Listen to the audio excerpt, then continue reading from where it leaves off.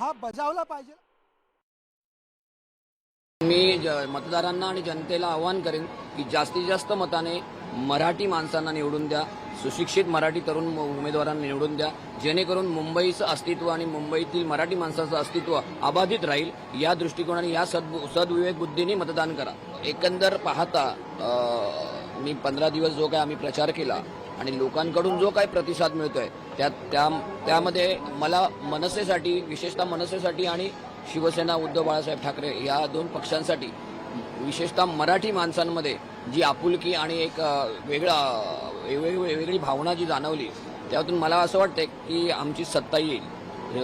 उबाटा शिवसेना उबाटा गट आणि मनसे संयुक्त युतीची महानगरपालिकेमध्ये सत्ता येईल।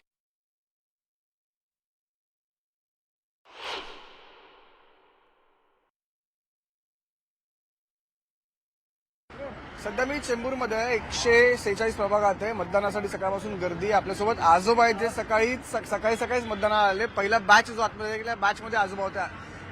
आजोबा सकाळी मतदानाला आले तुम्ही? हो, आजचा दिवस आहे आणि नंतर मग जरा गर्दी वाढते, आज लवकर आला। तुम्हाला चालायला सुद्धा त्रास होतोय तरी तुम्ही आलायत।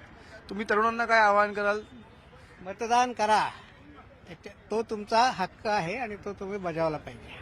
आजी पण आहेत आपल्यासोबत। आजी, तुम्हालाही चालायला त्रास होतो थोडाफार? हा? तुम्हाला थोडाफार चालायला त्रास होतो? थोडे गुडघे प्रॉब्लेम आहे म्हणून, नाही तर तसं काही त्रास होत पण नाही। तरी सुद्धा तुम्ही मतदानाला सकाळी आम्ही नेहमीच मतदान करतो, कारण तो प्रत्येकाने करायलाच पाहिजे।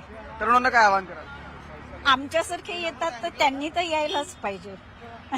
आमच्यासारखे तर त्यांनी यायलाच पाहिजे। खरं तर सकाळपासून या मतदान केंद्रावरती मोठ्या प्रमाणात गर्दी दिसून आली आपल्याला। सकाळचा जो पहिला बॅच जो आतमध्ये गेला तो किमान 30 ते 40 लोकांचा होता आणि त्यानंतर सतत लोकांची ये जा जी या मतदारसंघावरती मतदार केंद्रावरती आहे ती सुरूच आहे। कुठेतरी सकाळच्या सत्रात पहिल्या टप्प्यातलं जे मतदान आहे ते आपल्याला कुठेतरी चांगल्या प्रमाणात होताना दिसतंय।